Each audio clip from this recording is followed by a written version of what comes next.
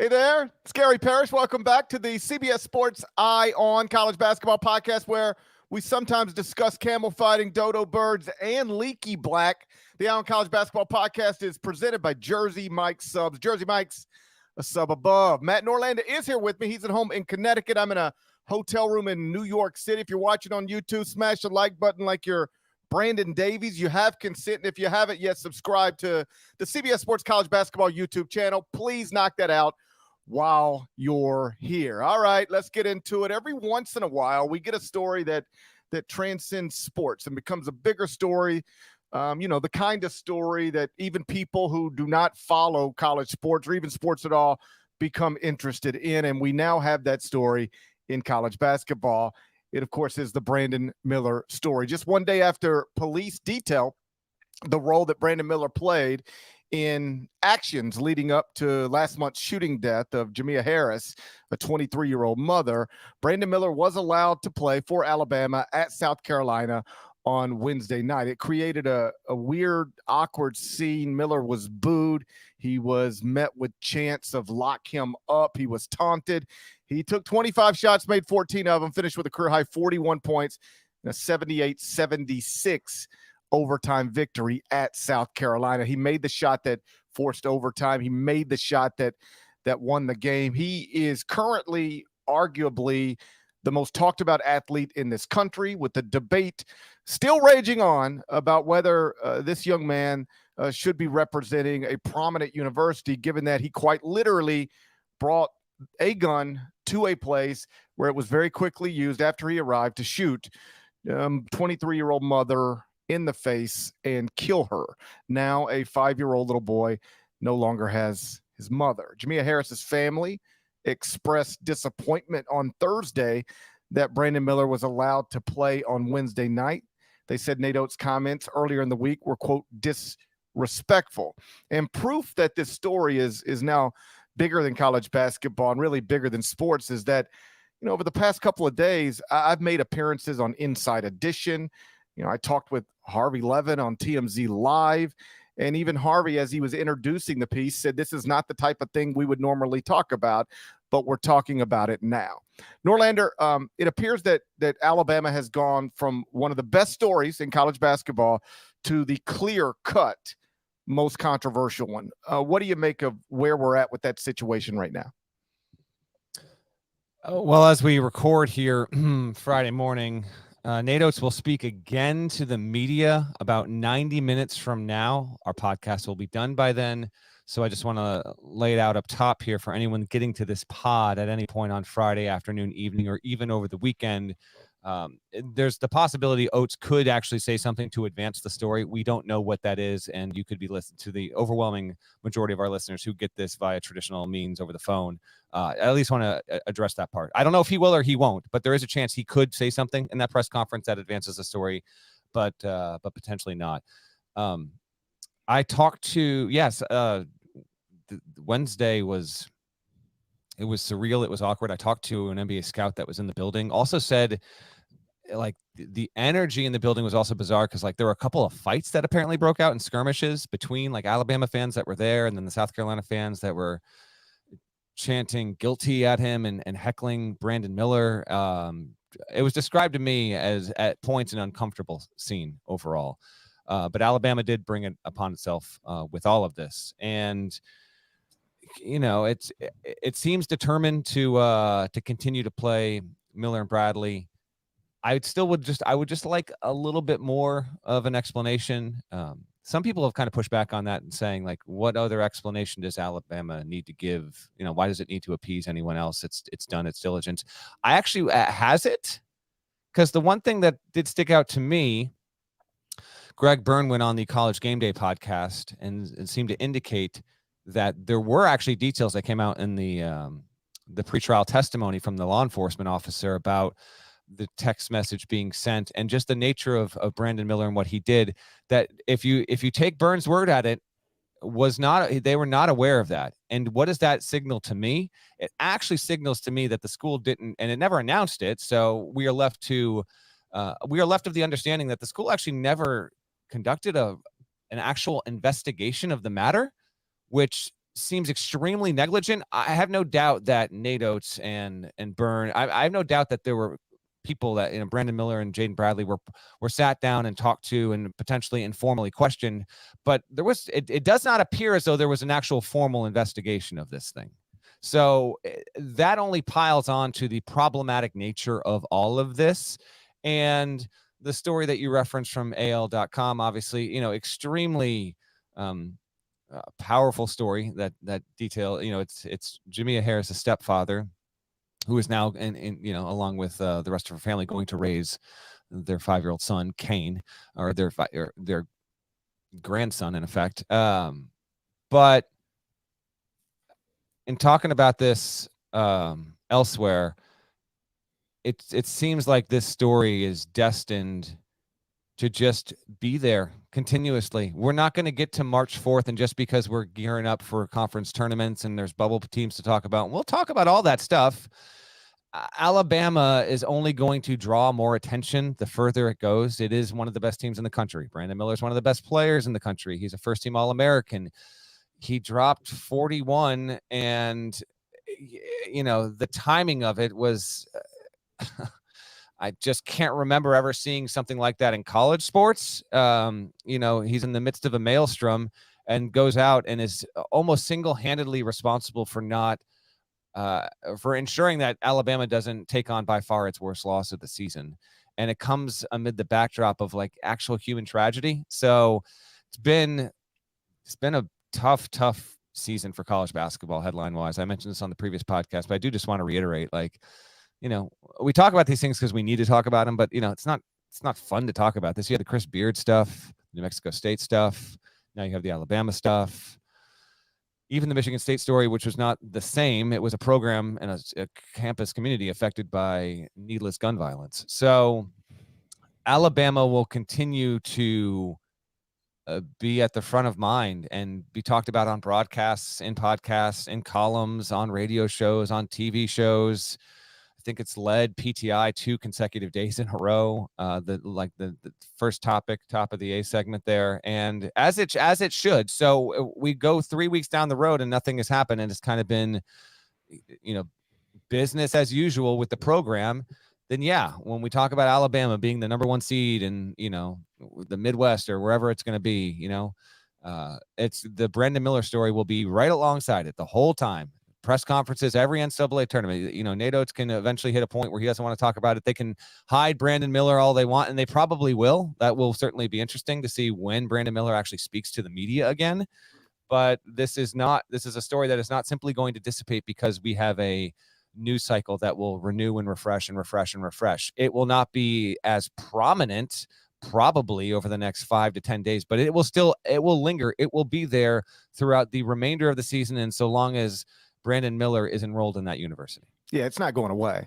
The further Alabama goes into the season, the bigger the story will get. It'll be a big story in the round of 64, a bigger story in the round of 32, a bigger story in the Sweet 16, bigger story in the Elite 8. And if they get to the Final Four, it will be a massive story. It will be the biggest story at the Final Four. And I don't even care who else is at the Final Four. It's interesting because there was a time, maybe literally just a week ago, where you could reasonably say, man, wouldn't it be great if you're an Alabama fan if we go to the Final Four for the first time in school history? And on a very basic level, of course, that would be great even still.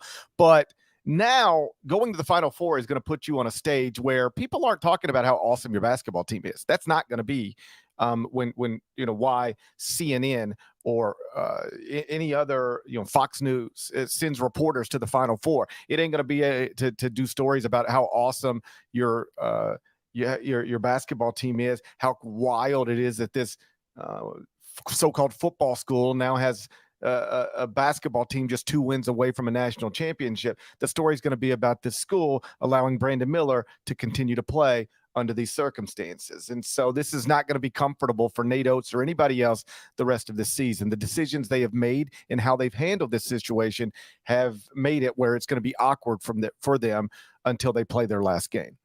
The point you make about Greg Byrne and what he said this week is important because he did detail that he and Nate Oates and the school in general did learn new things Tuesday in court about this situation.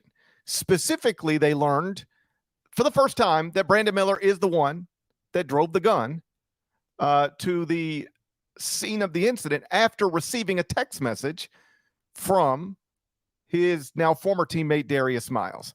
And what that means is that Alabama was allowing Brandon Miller to continue playing without having a full understanding of exactly the role Brandon Miller played in this tragedy.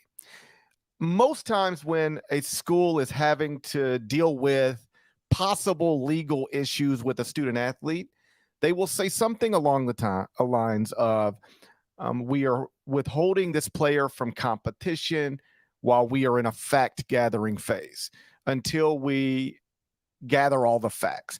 This happens when often a player is accused of, say, sexual assault. They'll withhold the player from competition while they're in the fact-gathering phase. Well, for Alabama, there really doesn't appear that there was a fact-gathering phase at all, because they, by their own admission, by the admission of Greg Byrne, they were playing Brandon Miller without even understanding or realizing that his teammate texted him and said, "Bring me the gun." And then Brandon Miller showed up with the gun that very quickly was used to kill Jamia Harris. Here's a statement Greg Byrne released on Wednesday. He said, "Our role in a criminal investigation is to support law enforcement, not to conduct our own investigation and not to interfere with their efforts. Although we're not investigators, we do have a duty to evaluate whether anyone involved in our program has violated the rules, policies, or standards of the university. We have that evaluation based on facts," end quote. Here's a quick question for you, Norlander. So is riding around Tuscaloosa well after midnight with a loaded gun that doesn't belong to you, is that not a violation of rules, policies, or standards of the Alabama basketball program or the University of Alabama in general? Like, what if Nate Oates had gathered his whole team yesterday and said, "Hey, guys, nice win at South Carolina. What do you guys got going on tonight?" And what if every single player said, "Coach, I'm going to get a loaded gun and I'm going to drive around with it in my car all night long tonight, well after midnight, probably be out till around 2 or so." Would that just be okay? Because according to what Greg Byrne said, Brandon Miller has not violated rules, policies, or standards. But what Brandon Miller did is drive around well after midnight with a loaded gun that doesn't belong to him in his car. I don't understand how that couldn't violate some policy, some rule, or some standard. As I've said multiple times in multiple places this week, if you don't have a rule connected to your program that was violated by what Brandon Miller did on that late Saturday, early Sunday, then I don't know what type of program you're actually running. The other thing real quick that I want to clarify is something about Brandon Miller's supposed knowledge of the gun being in his car, because I've had a lot of people, I mean, in the like, my mentions are just nonstop. People arguing back and forth. And I've had a lot of people make the statement that, well, do you realize, GP or anybody else who thinks Brandon Miller should be suspended, that Brandon Miller's attorney said that Brandon Miller didn't even know the gun was in the car. Brandon Miller didn't know the gun was in the car. Brandon Miller's attorney said he didn't know the gun was in the car. That is not what Brandon Miller's attorney said. And I can't if Brandon Miller's attorney could say it, he would say it. Let's be clear about that. It'd be the first thing you'd say. It'd be the first thing he would say. Correct. And he has not said that. He said a lot of things that has tricked some people into thinking that's what he said. But he did not actually say that. Here's what he said. He said Brandon Miller didn't handle the gun. He said Brandon Miller didn't touch the gun. He said Brandon Miller didn't even see the gun. But he did not say Brandon Miller didn't know the gun was in the car. Go read the statement again. And this is not a point I've heard anybody else make. The attorney did not say Brandon Miller did not know the gun was in the car. He said he didn't touch it, didn't handle it, didn't see it. But he stopped well short of saying he didn't even know the gun was in the car. Because if you can actually say, listen, guys, you could twist this and whatever you want to. Let me tell you what happened. Brandon Miller took a teammate and a teammate's friend to a club, and then he left them there. And then he came back to pick them up later. And yeah, it turns out there was a gun in the car, but he had no idea he had no idea he was driving around with a gun in a car. He had no idea he was bringing a gun to this scene. This is just a gun literally somebody left in the back seat covered up, and he had no idea. What did he do wrong? What if somebody you were riding around with left something in your car? Is that like your fault? Does that mean you should be punished in any sort of meaningful way if you genuinely did not know? It's a great story to tell if that's actually the case. That's not what happened here. And that's why the attorney is not saying Brandon Miller didn't know the gun was in the car. He's saying he didn't touch it, didn't handle it, didn't see it. Okay, fine. But he doesn't say he didn't know it was in the car. And the reason is because it is, at this point, very difficult to believe that Brandon Miller didn't know that the gun was in the car. A, because the lawyer won't say that, hasn't said that to date. And B, because I can't stress this enough, go back to the text message Darius Miles sent to Brandon Miller. You know what that text message says? I need my joint. Bring me my gun. That's what the text message meant. Now, think about this. The text is only that simple. I need my joint. If the person you're texting knows exactly where your joint is. Like, Norlander, if I leave my glasses somewhere and I need you to grab them for me and you don't know where they are, the text message will be, hey, Deadleg, can you bring me my glasses? I left them at your desk. Hey, can you bring me my phone? I left it on your table. Darius Miles didn't have to tell Brandon Miller where the gun was, presumably because he knew Brandon Miller knew where the gun was. And that's an important distinction to make because most people have totally missed that. Both dumb fans and even some media members who I've heard parrot that comment. Well, the lawyer said he didn't know the gun was in the car. No. That's not what the lawyer said. He never said that. Again, if Darius Miles didn't know, Brandon Miller knew exactly where that gun was, the text message has to be, hey, I need my gun. I left it in your car. It's in your back seat. Can you bring it here for me? He didn't say any of that. It was just, hey, I need my gun. He didn't feel like he had to say anything else because he didn't feel like he had to tell Brandon Miller where the gun is. Why? Because he, again, presumably knew that Brandon Miller knew where that gun was. And again, if Brandon Miller genuinely didn't know the gun was in the car, that he was driving to this scene with a gun in his car, that is the first thing his criminal attorney would have said, and he hasn't said it yet. Okay, there's one other part to this. I'm going to read part of the statement from the attorney, which came out after our previous podcast, which is why we're also addressing this. And we will get to the weekend, and we got stuff to talk about, but one more thing on this. So the statement from the attorney reads, before Brandon arrived to pick up Mr. Miles and the individual with Miss Harris apparently exchanged words. Without Brandon knowing any of this context, and as Brandon was already on the way to pick up Mr. Miles texted Brandon and asked him to bring him his firearm. Brandon subsequently arrived at the scene to pick up Mr. Miles. Okay, go back, hit the rewind button 15 seconds and listen to me read that again. Brandon never got out of his vehicle or interacted with anyone in Miss Harris's party. He was never involved in a verbal altercation with Cedric Johnson or Mr. Davis. Okay, so just two things from this here, because again, this is Jim Standridge. Sure, he's a well-accomplished and extremely competent attorney. This whole statement, frankly, looks like he's doing a great job of being a defense attorney, what he's paid to do, to paint the situation in the best possible light, ideally, factually, accurately for his client. There is no indication that Brandon Miller was not aware of the contents of that text message that was sent. That would also be in this statement. If Brandon Miller never read the text message prior to arriving, the defense attorney would put that in the statement. That's exactly right. In the statement. That's exactly right. Because Brandon Miller has reportedly turned over his phone to police.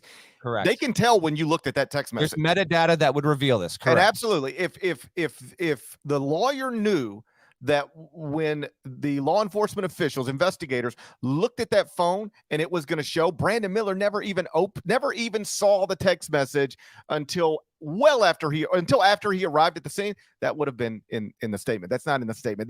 Again, it's a trick. They try to say he was already on his way. and then Darius Miles text message, and then Brandon Miller, to make you think, oh, well, Brandon Miller wasn't going there to deliver the gun as much as he was just going there to pick up his friend, and then all this stuff was sort of happening. He had no idea. If that were the case, they would have said it. They haven't said that. It's a trick. It's what lawyers do.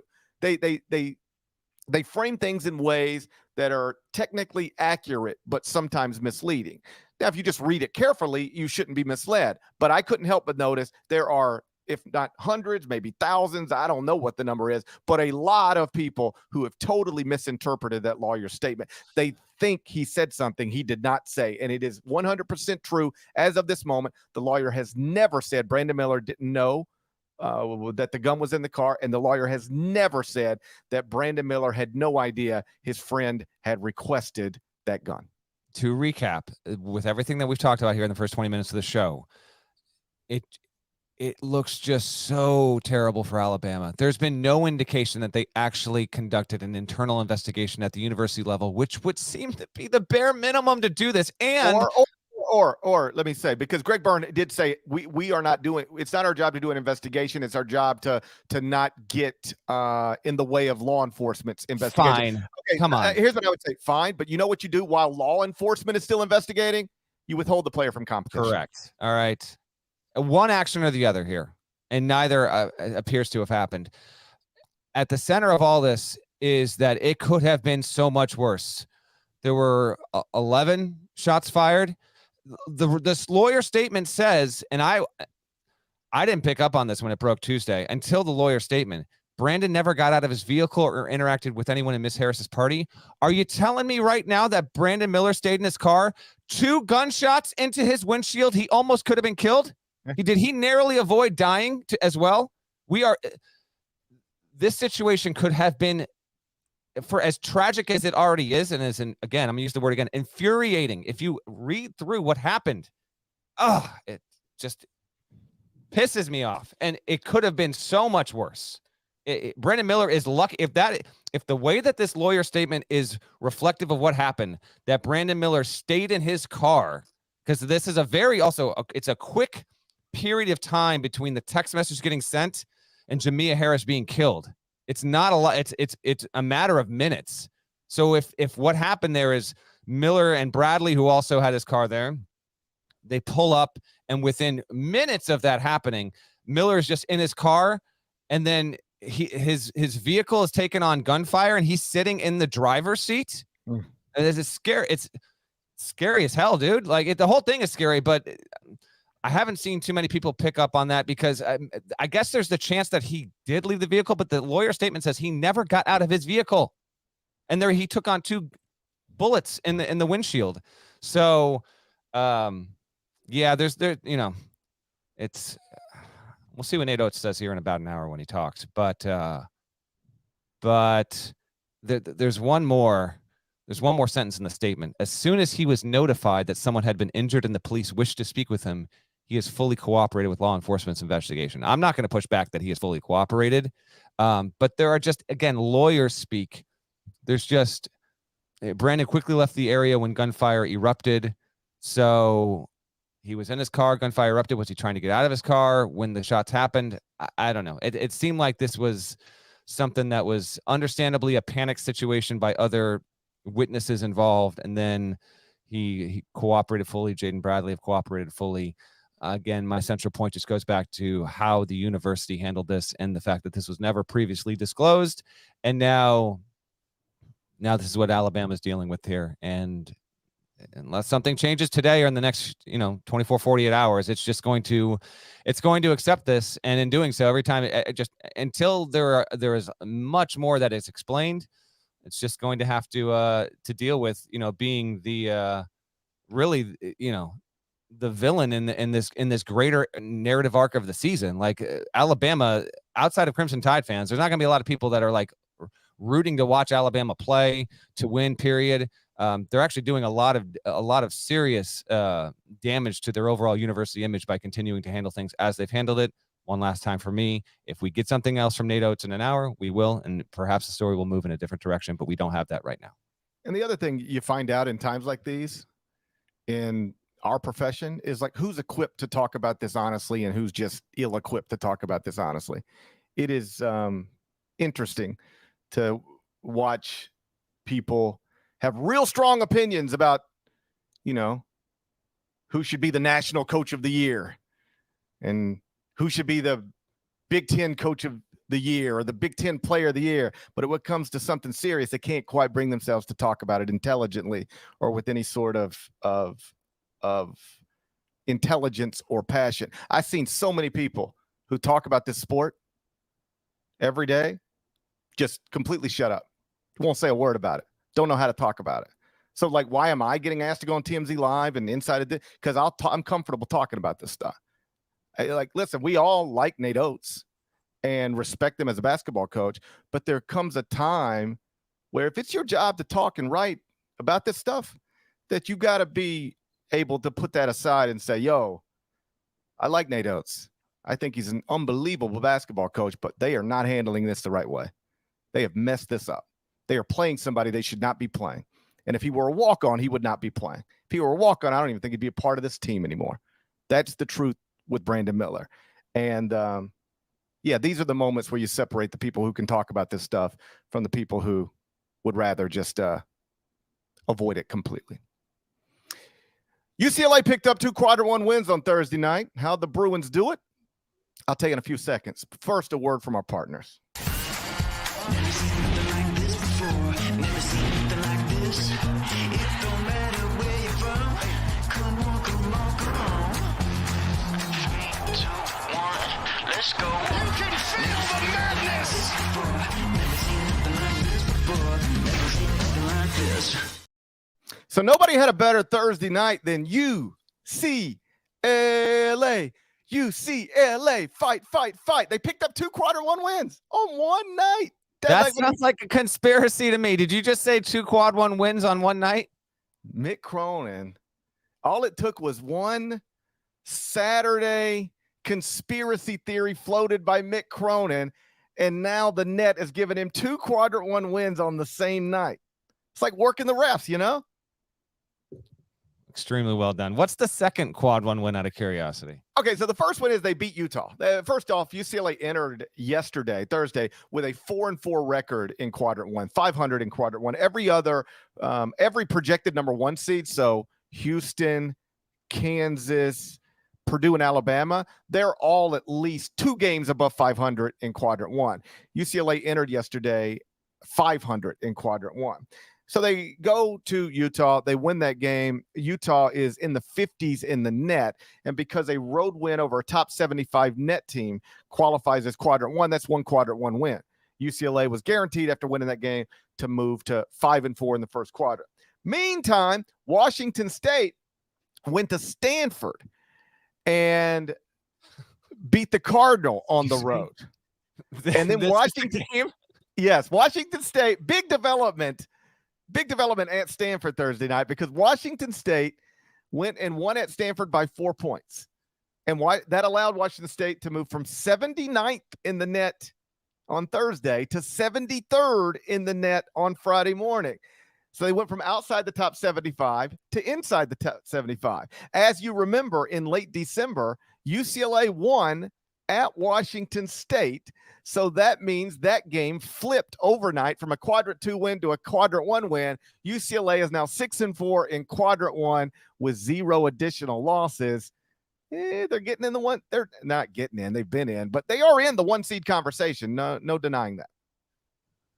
I don't know if you know this, but if you go to barktorvik.com, you can sort the data. I've been knowing that. You can sort it by wins above bubble. And what that is how you have performed against your schedule versus what the average bubble team per Torvik's data would do. And right now, as of this morning, Friday, UCLA is 5th in the country in wins above bubble. Trivia time. Who do you think is first? Who is first in wins above bubble? Who has performed the best against their schedule versus how an average bubble team would be expected to play against it? In the entire country. It's a very, very good team. This is not a hard one. Kansas. Correct. Kansas is first, Alabama is second, Houston is third, Purdue is fourth, UCLA is 5th, and because of how it played on Thursday night, UCLA jumped Arizona which is 6th. So the data is also showing that UCLA, which, we know that UCLA is performing as a top 5 level kind of team. It's just, here's, the arbitrary cutoffs of the quadrants can help you or hurt you. And yes, the fact that there's, it's 75 versus 76 in terms of a road game, that's just how this breaks. Fortunately, I want to impress upon our audience, the quadrants do mean a ton. I'm not going to downplay them, but in speaking with committee members over the years, it's not like your quad record absolutely is the thing that's winning out. They are looking at how you have performed against the schedule. They're looking at your strength of record. They're looking at KenPom. They're looking at BPI. They're taking, every committee member is assessing their own preferences and biases. They are, but it is one vote of what is now 12 people in that. It does help. It helps UCLA in this standpoint. Every time UCLA plays on television and they come out of a commercial break once or twice a game, the tournament resume is going to be on the screen, and whatever bracket projection there. If it's CBS, obviously it's going to say projected in Jerry Palm's bracket, and it's a 2 seed. Here's the quad record: quad 1, quad 2, good wins, bad losses. Right now, UCLA helped itself because of its wins, and Kyrie Cronin got it done. I give him credit, man. He was able to make this happen, and getting the win on the road at Utah, I actually thought that might have been a little bit of a tricky spot, but it wasn't. I watched a decent portion of that game, and UCLA was just comfortably ahead for basically 40 minutes, and it picks up a second quad. That's the thing. Like, people want to criticize the whole net process and quad. I completely get it. Do you realize normal people do not understand this at all? They don't know what the hell we're talking about. No idea. I'm a little I don't know how to talk about it on television, because people don't know what we're talking. Like, you say quad 1 and the net and moved inside, and people go, what? Like, there are sports talk hosts in this country who have had me on as guest, and they have no idea. They genuinely just don't even understand how this system works. I agree. But our listeners, you come here, you understand it, and we like to add a little bit more context. Good on UCLA, which is, I still winning aside last night, GP, real quick on this, because I do believe this. Top 4 candidate right now for national champion, I would have him there. I have that much belief in the team because of the veteran presence on this group, man. Like, yes, they've got some good young talent, but between Campbell, Jaquez, Jalen Clark is a beast on the defensive end. Singleton is super reliable. They've just got enough there, and veteran point guard play, that right now I'd go, I don't know, in no order: Houston, Purdue, UCLA. You have to put, frankly, we're just talking basketball. They're going to have the guys. Bama has to be in that conversation. Did I mention Kansas? That if I mentioned 5 there, that's probably the 5. UCLA having that group, I just find them to be super steady and super reliable. Are you generally speaking, are you in on UCLA as among the 3, 4, 5 at most likely national title contenders? Yes, I have them 5th in the top 25 and 1 right now. They check every box. They've got the greatest coach in UCLA history. They have NBA talent.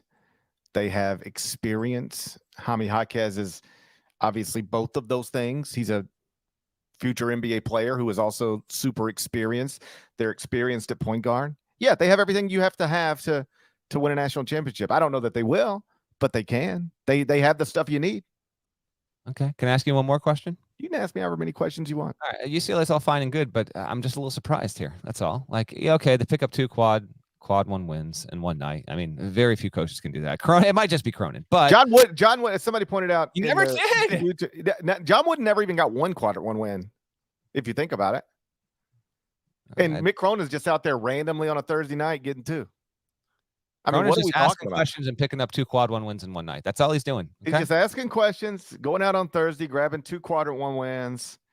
I mean, what are we even talking about? What are we talking about? Stay in the court. Nell can stay. There we go. But you opt to go in on UCLA when, Illinois comes back from 19 down to end a Northwestern 5-game winning streak. Terrence Shannon returns after missing the past few games, drops 26. Huge. I mean, I thought you were the conductor, or as you would say, the engineer of this train. Mm-hmm. But did they just boot you off in the middle of a desert passage, and you're just strolling by yourself? Have you been booted off the train? Is that why you didn't want to bring up what Illinois pulled off in Champaign on Thursday night? I am the captain. Look at me. Look at me. I'm the captain. Where's your hat? I'm the I captain. need a hat.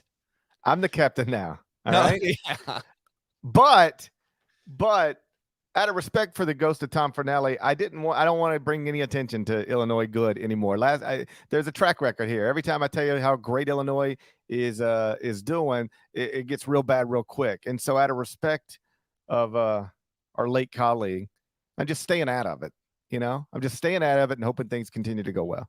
All right. Well, I will congratulate Illinois on getting a good win, continuing to molasses up that Big Ten race, because Northwestern is now 2 games behind Purdue. As I've been saying for 7 years now, Purdue is going to be the 2023 Big Ten champion, fait accompli. And now you've got Northwestern with 6 losses. And then right behind them, Illinois, Michigan, Maryland, Indiana, all with 7. Michigan State has 7. And then behind them, Rutgers, which took an L. Michigan beat Rutgers. That was actually necessary for Michigan's at-large life, which is they're still not in the bracket. But Rutgers, Iowa also have 8 losses. It is just a complete quagmire in the middle there.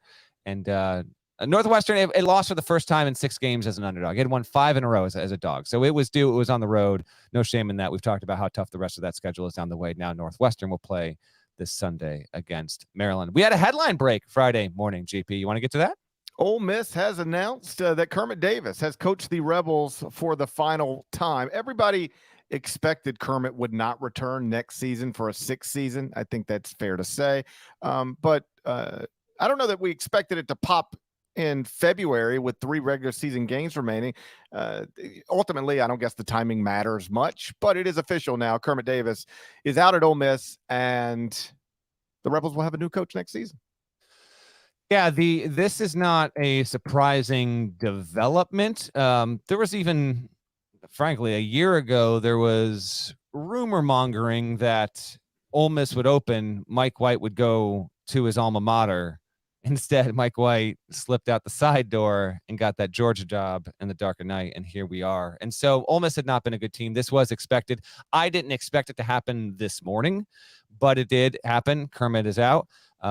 We have heaped praise on Kermit for he's like good dude, good coach, and we just need more guys named Kermit in sports. I think that's been really the primary stance for Parrish, right? Yes. Who are our other Kermits? Name some more Kermits. Right now, Kermit Davis and Kermit the Frog. Kermit. Anyone in the chat? I'm serious. Give me any active Kermits in sports, coaching wise, player wise. I want any Kermit you can muster up right now. And if you know, if you're getting this after the fact, tweet at Ion CBB podcast on Twitter. Let us know if there's any other Kermits. Because the most famous, because of the incident he was involved in, was got to figure Kermit Washington with the Rudy Tomjanovich fight back in the 70s or early 80s. Okay. The job itself is going to be interesting. I'm going to say this off the top. If you are really dialed into this and you were on social media, like you're going to see Chris Beard's name associated with this job. I am not going to speak to Chris Beard's viability as a candidate for this job yet. I don't even know if that's actually real. The charge against him, domestic violence, strangulation against a family member, that was dropped. I understand that. I don't know if he's actually a candidate for this, but his name is going to be out there, so it would be negligent not to at least address the fact that his name is being put out there. I don't know if he actually will be a candidate for the job. That being said, a few names that will be in play or could figuratively be in play. Dusty May has a lot of connections to Ole Miss, and Ole Miss fans know this.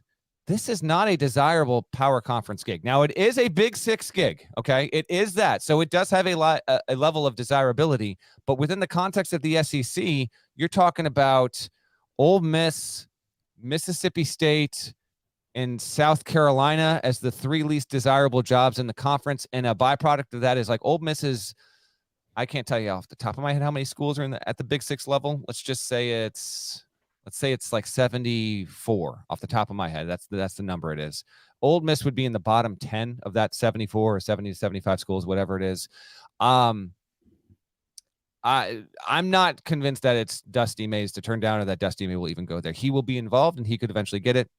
That's one name that's out there, but I actually think that he's doing a good enough job here that there might be other options this season. If not, he's supposed to bring back a lot. He could actually be just as hot next season. Keep an eye on that. My buddy Jeff Borzello put out Grant McCaslin on North Texas. That's not a bad call, actually. Grant McCasland is a hot name. We'll see if Bob Huggins does or doesn't retire. If he does, Grant McCasland's old boss is now the AD at West Virginia, and he would immediately be a top 3 candidate at West Virginia, and you'd rather have West Virginia than you would Ole Miss, so keep that in mind. I actually think Ron Hunter at Tulane would be a really sneaky quality hire. I don't know if he can get it, but I would put him on a list. And then I think another name that if he can get it done in the next couple of weeks, he's going to have to get to the tournament here. He has been a candidate with some other jobs in the past couple of years. Bob Ritchie at Furman. Furman hasn't made the tournament since before I was born. And so getting to the tournament will be a major one, but that's another name to consider. And there could be others, but that's just an initial short list on a job that, is not going to be the number one choice for a lot of candidates that would interview it. That's all. Kermit Roosevelt is the second son of Teddy Roosevelt. He was a businessman, a soldier, a writer, and an explorer. Imagine having time to do all those things. Okay, but he's not actively in sports, right? He ain't actively in anything. He's been dead since 1943. What the hell are we talking about? I wanted an active Kermit. Kermit was a name that was. Yeah, he's an inactive Kermit.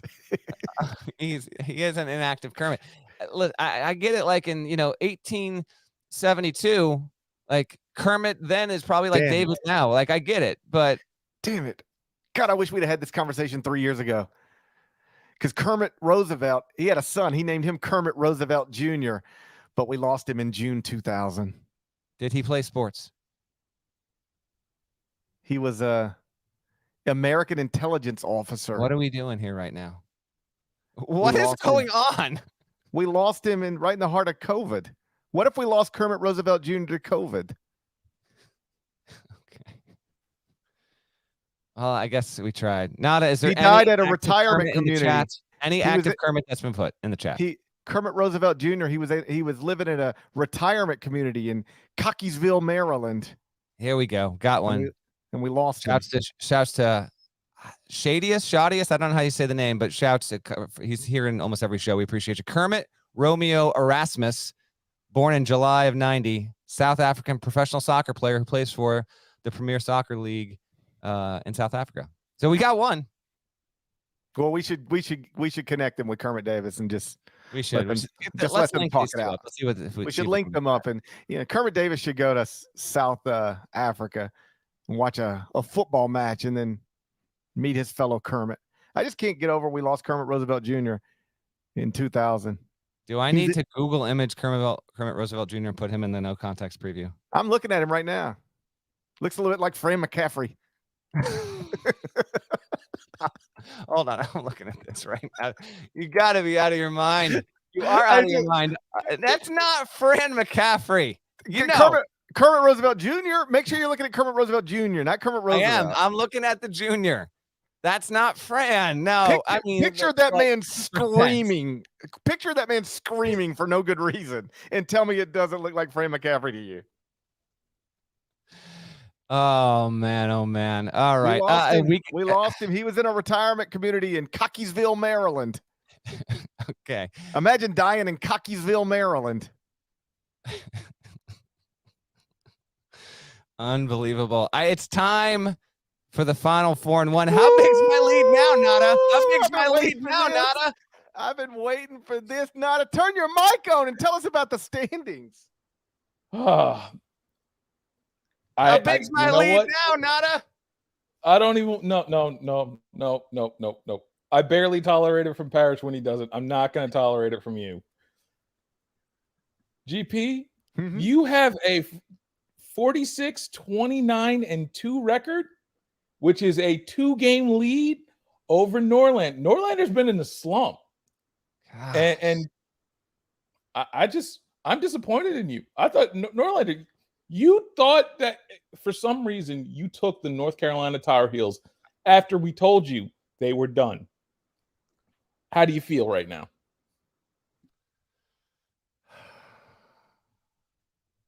You know what? That one's on me. I was wrong. You lose. So should the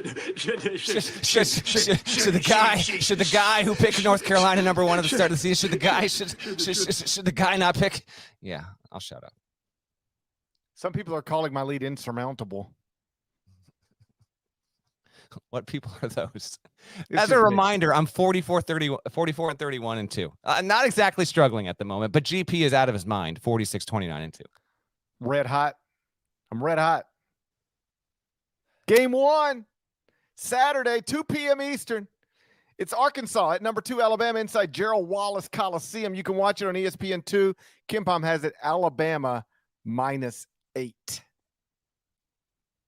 All right, so we're going to pick this game.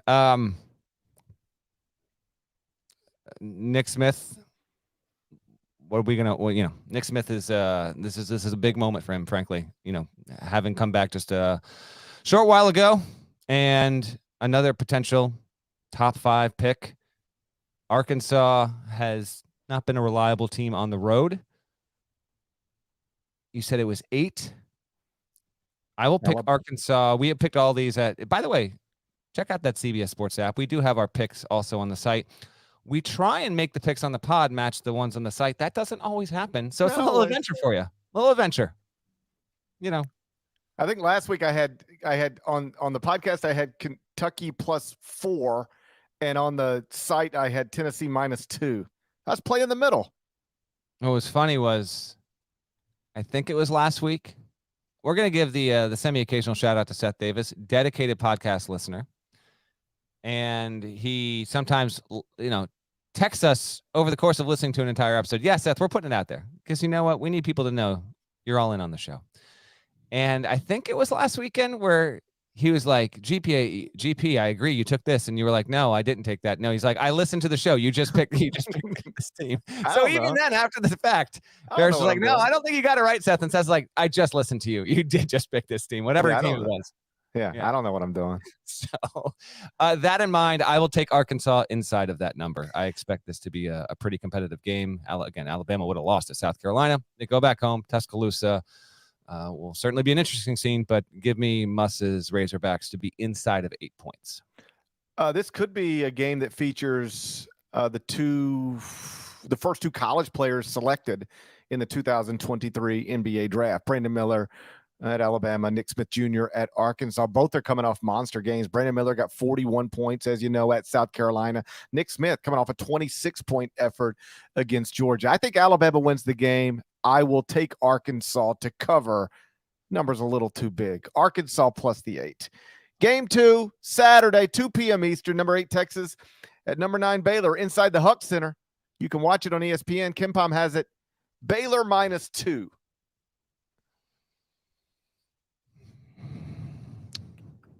I will go. I think this is the toughest of the 5 on the board. I will say Baylor responds, gets it done. The defense, man. I don't know if you've written about this as a topper to the Final Four or the Final Four and one, the top 25 and 1. But Baylor's now 94th in defensive efficiency. It is a sieve. It hasn't been this poor on that end of the floor since we're going back to 12, 13 years ago. Frankly, it's stunning that the gap is that major. And because it is that major, and we got more time before we get to Selection Sunday, but you don't see teams that have that much of a discrepancy and are that low on the defensive end. Like if Baylor gets to Selection Sunday, and let's even say it gets up to 86th overall in points per possession defense, again, adjusted for competition, that's not a viable national championship contender. I actually like the roster. I like the personnel. There are spurts where Baylor is super, super fun. It's lost its past 2. They have been reasonable in opponents, Kansas and K-State. But if you watch the Kansas game and how it happened, and then you saw the K-State game, there was really no doubt about it when those things went final. Now you get it back home. You get it in Waco. It seems like Everyday John is getting stronger with each game. I will take Baylor to get it done here. And as my aside, just a little Texas nugget. I mean, there is decreasing optimism that Rodney Terry has any chance to keep that job. I think he needs to win the Big 12, and I really think he may need to make the Final Four in order to do it. Now, I think he's done an admirable job there. All things considered, I mean, right now, as we speak, they're tied for the lead in the Big 12, but I got a couple updates in the past few days on this. He could still win it. Like if he gets to a Final Four, how are you not going to give it to him? But the slope is steep, and I think that Terry and everyone around that program realizes that at this point. So this is a big time opportunity for him on the road to keep pace with Kansas in the league race. And we'll talk about this more as the season progresses, but I have never believed Texas or any other school, quote, has to give somebody the job. I agree. After they became the interim coach, even if they do well while the interim coach. Often it gets twisted into, well, if this guy does well with this team, then you got to give him the job. Well, why? What if you don't believe this is anything more than a team built for success that anybody or lots of people could have won with? I mean, this team is experienced and talented, was always expected to be a Big 12 contender and a national championship contender. It is obviously great that Rodney has kept it where it was supposed to be. But if you don't believe as an athletic director that he's the guy that can keep it here going forward, then you shouldn't hire him, even if he wins the national championship. If you don't believe he's the guy who can keep this where it's at, then you shouldn't hire him on a full-time basis. Now, let me be clear. I'm not speaking to that one way or another. I don't know. But sometimes this bar gets set. If Rodney Terry wins 4 games in the NCAA tournament, he can keep the job. But if he only wins 3, then he can't. And that seems crazy to me. If you're at Texas, if you give Rodney Terry, whether he loses in the first round of the tournament or wins the national championship, you have to make a decision independent of that. Your decision has to be, okay, that season's over. Is this the best guy to run our program going forward? If you believe he is, you give him the job whether he loses in the first round of the tournament or wins the whole thing. And if you believe he's not, you don't give him the job, whether he loses in the first round of the tournament or wins the whole thing. As for this game, that number's too little. Okay. That number's too little. That's too little. Inside the Huck Center? It's Scott Drew inside the Huck Center. You gonna make that number little bitty like that? That number's smaller than Jalen Duren. Oh gosh. Baylor -2. I'm laying it. By the way, Texas probably needs to win to keep pace with Kansas because Kansas is playing West Virginia this weekend at home. After that, for Kansas, it's Texas Tech at home next Tuesday. Then Texas on the road in the regular season finale. So it doesn't appear Kansas is going to lose more than one more game at most. I mean, we'll see. But it doesn't appear Texas is going to lose more than one more game at most. So if you're Texas and you're trying to get at least a share of this Big 12 title, you need to take care of business at the Huck Center. But I got Baylor winning. I'll lay the 2 points. Game 3, number 6, Virginia at North Carolina, inside the 0 Quadrant 1 Win Center. Wow. They changed the name of the Dean Smith Center. Is that true, though? I thought, hold on. I thought they picked up. Did they not? Nope. Okay. Just making sure. I listen. UCLA getting 2 in one night. Hubert Davis is no Mick Cronin. I was just making sure. That's all. This man was just riding out his life in Cockeysville, Maryland. Then it was over. 0 Quadrant 1 Win Center. That's the new name of the Dean Smith Center. You can watch this game on ESPN. KenPom has it North Carolina -3. This is when I wish I had, sir. I want my Doctor Who Alon Z drop right here because I'm going UNC. I'm going down with the ship. Down with it. Going down with that ship. Carolina wins straight up. Virginia was just held to a season-low 48 points, shot 32% from the field, 19% from 3 in a 15-point loss at Boston College. Go deeper. That's 3 straight games of 61 or fewer points. That's right.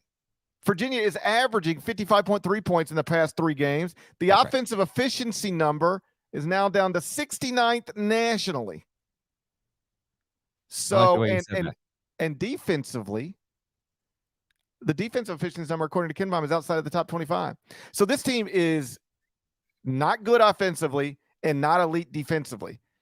If you're a low possession team that's not good offensively and not elite defensively, that's how you get susceptible to losing at a place like Boston College by double digits. And it is wild. This is game 3. This is game 3. I just have to take them. Okay, Cavaliers, despite everything I said. I've got the Cavaliers because I got to go opposite Norlander in game 3. Not only that, how about we rewind this tape a little bit more? February 11th, Virginia loses if the refs do their job. Filipowski goes to the line. He probably makes one. Never gets to overtime. Yeah. That's an L. After that, they barely win by 3 at Louisville. After that, they win by 2 at home against Notre Dame, 57-55, and then they get run at Boston College. Heels. Let's go. Now there's not an ACC team in the top 25 at KenPom. Not one. And you got people arguing about whether the league is down or not. What are we talking about? Just Joe Ovius. I went on his show yesterday, and he was, making a broader case, not standing for the league by any means, but there are teams that in this conference that are capable of reaching the second weekend. And ultimately, is that what matters most, or is what matters most what the data is showing and how the conference has performed? You can make cases for either. More people are going to care about what this league does in March. That's undeniable. I went on a show in Pittsburgh earlier in the week, and the host was like fired up in defense of Pitt and the ACC and everything. And he was like, you could say whatever you want about the computers, but like, let me ask you this question. You put North Carolina and San Diego State on a neutral court. Who's favored to win that game? I was like, San Diego State, easily. He was like, you really believe that? I'm like, it's a fact. Like, yeah, San Diego State would be a favorite over North Carolina on a neutral court. Like, yes. Not only do I really believe it, it's 100% true. I can get you a number on it if you need me to. People are wild. But you got Virginia. I'm taking the Cavaliers. You're probably going to be right. I'm done. Game 4. If you lose at home, if you're North Carolina and you lose at home in a 0-1 win center to a Virginia team that just scored 48 points at Boston College, then you deserve everything you're getting. Game 4, Saturday, 10 p.m. Eastern. Number 15, St. Mary's at number 12, Gonzaga, inside the Adam Morrison Athletic Center. You can watch it on ESPN. KenPom has it in the kennel. Gonzaga -2. Brendan in the chat goes, I lost track of the pod when I noticed GP's reflection in the window. Now it's all I can think about. There is a little ghost situation going on right now. The sun came out. You underestimated the rotation of the planet. I'm not properly accounting for the rotation of the planet when I set up this shot for the podcast. It really is susceptible to like buildings and clouds and rotation. I can start a podcast with no glare. By the end of it, you're just staring at my back. Multiverse theory in play right now. Someone earlier said they thought they were being incepted because they could only look at at your back and not at your face right now. Too good. Absolutely. Look how bad my posture is. Oh, it's horrendous, dude. Are you kidding me? You need to sit up straight. You're lurching. But you know what? When we became the first college sports podcast to ever go to video, never forget that. We were the first. We knew these things kind of could happen, and we prepared for them all the same.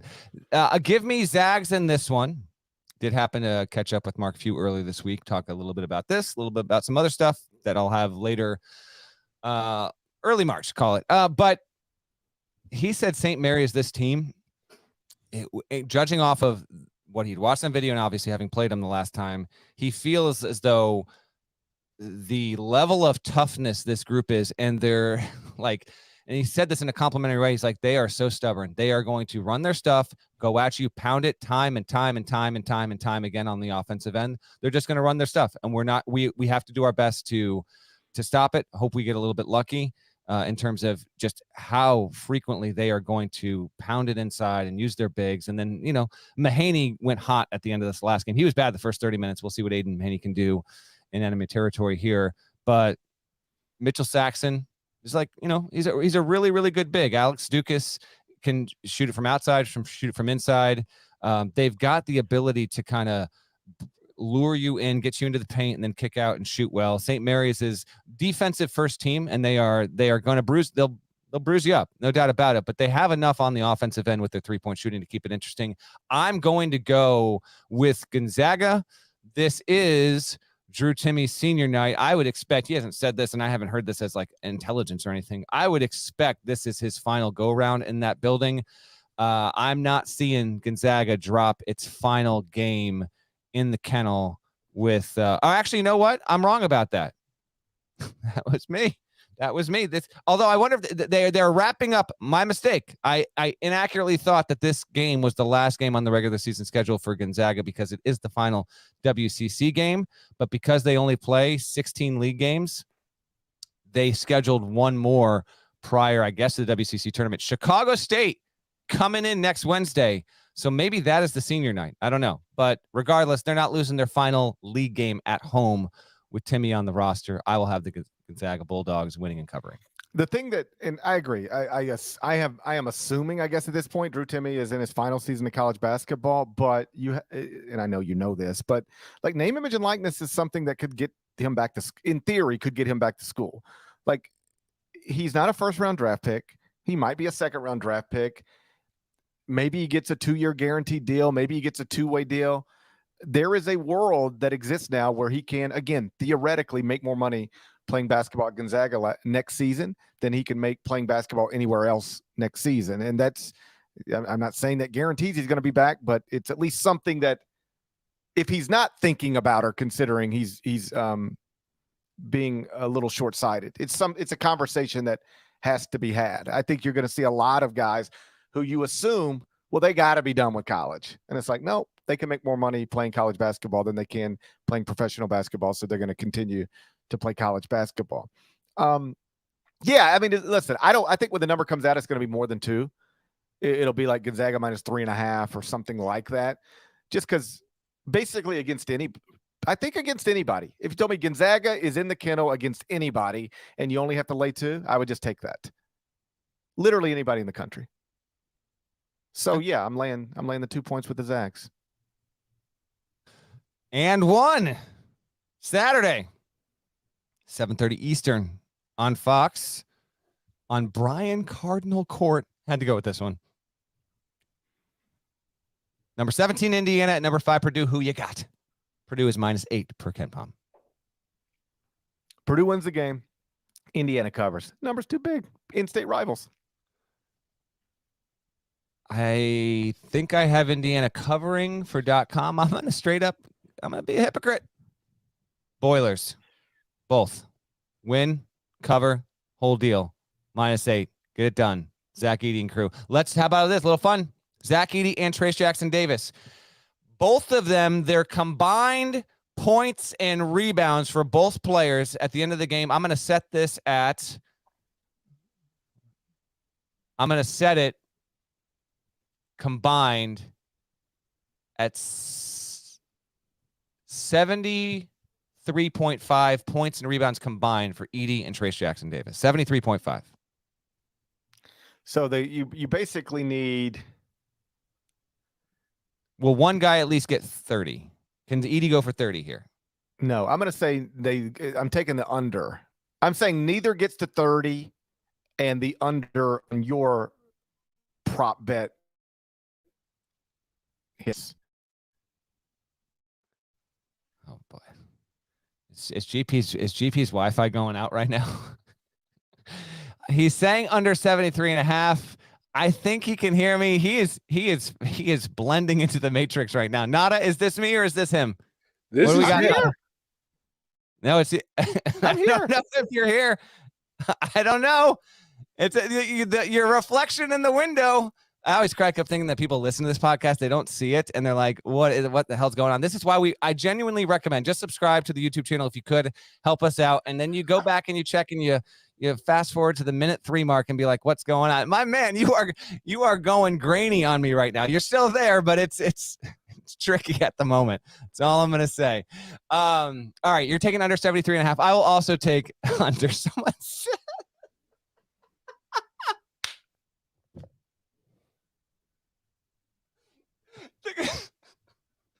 We're almost at March, folks. We're almost at March. This man was just trying to live his life in Cockeysville, Maryland. And then the pandemic hit.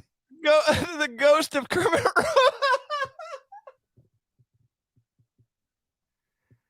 Kermit Roosevelt Jr. Imagine you're Kermit Roosevelt Jr. You're just trying to live out your life in Cockeysville, Maryland. And then the dumbest pandemic of my lifetime hits and we lose him 3 months later. Ghost of Kermit Roosevelt the first has come for him. Oh, my By the goodness. Shout out to Blake, who's in the chat, who emailed me this. Apparently, there's a Kermit Roosevelt III who is a professor at UPenn. I kid you not. Shout out to Blake, though. Hold on. I got this all wrong.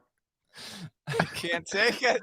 As Russ points out in the comments, Kermit Roosevelt Jr., who looks a lot like Fran McCaffrey, actually died in 2000, not in 2020.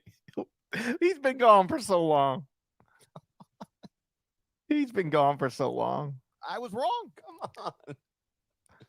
The Big Ten, hasn't won a national championship since Kermit Roosevelt Jr. was alive.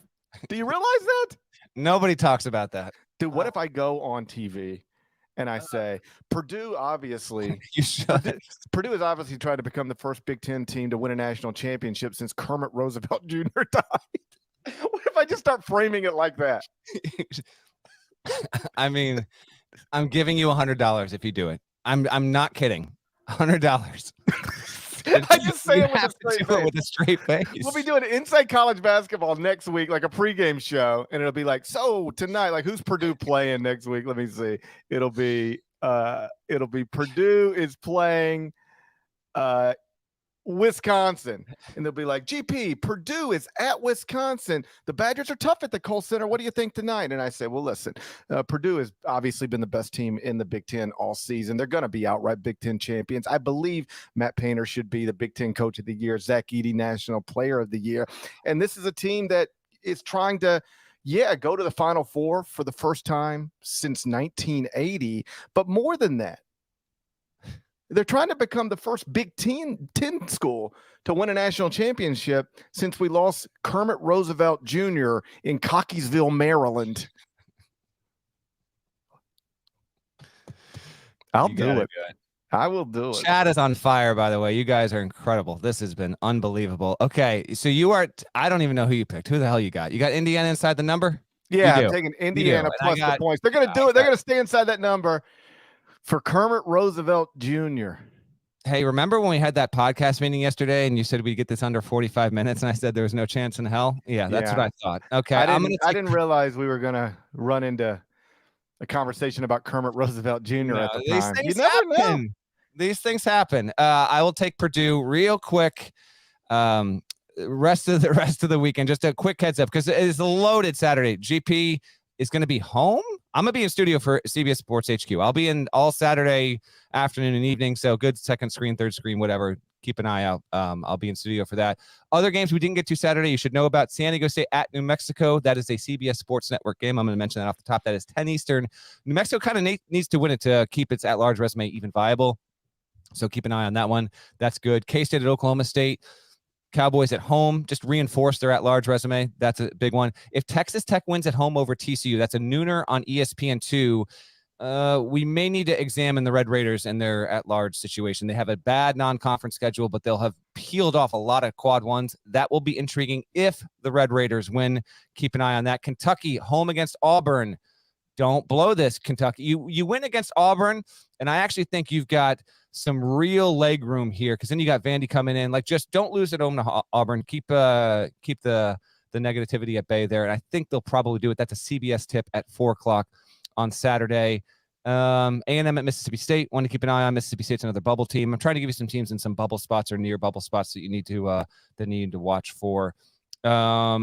I think that probably covers most of it. There's some other intriguing ones, but nothing with as much urgency. Clemson and NC State. If Clemson wins, gets itself back into a good spot overall. So that is Saturday.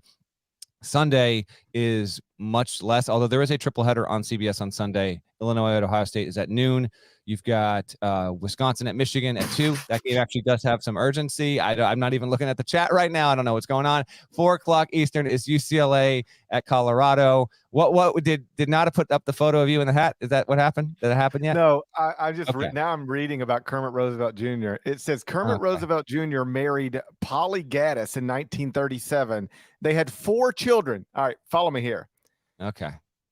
One of their children is Kermit Roosevelt III, who is the father, this is what it says, of Kermit Roosevelt IV, who also goes by Kermit Roosevelt III. Can't be. No, you can't do that. Kermit Roosevelt IV is out there running around calling himself Kermit Roosevelt III. Can't be. No, you can't do that. You can't do that.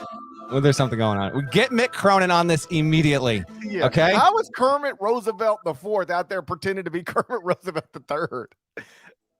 That'd be like King Griffey Jr. walking around calling himself King Griffey Sr. GP could call himself Gary Parrish II, but he doesn't. You're just Gary Parrish. You are the second Gary Parrish. I am the second Gary Parrish, but it just was never a thing to even think about calling myself Junior. I was little Gary growing up. My dad was Big Gary, and I was little Gary. And now what are you? I'm just Gary. I wish little Gary. My name was. How's Kermit the IV out there pretending to be Kermit the III? No, can you bring up this photo from No Context Eye on? I just said No Context Eye on college basketball. This is the hat that was given to you. That's not a train conductor's hat. That is the captain. You're off in the harbor. Yeah, that's like I'm driving. It's like I'm driving a Carnival cruise line. That's really what it is. It's all tilted. It's askew. Although to be fair, if you did don such a topper, that's exactly how you'd wear it. You wouldn't wear it normal. It would be off to the side. Shame on Kermit. I just want the record to show. Shame on Kermit Roosevelt IV for two reasons. One, out there just pretending to be Kermit Roosevelt III. You're not. And beyond that, who lets their grandfather die in Cockeysville, Maryland? Answer: Kermit Roosevelt IV. That's who. Let me see what he's up to. Let's get the hell out of here. Kermit Roosevelt IV, he's still with us. He's 51 years old. He's Kermit Roosevelt IV, but he calls himself Kermit Roosevelt III. Let's go. He's like the George Santos of the Roosevelts. Just makes things up. Let's go. Shouts to Devin Downey. What a show. My goodness. Do you realize how we started the show and how we ended it? Gosh. Those are the shows that I like.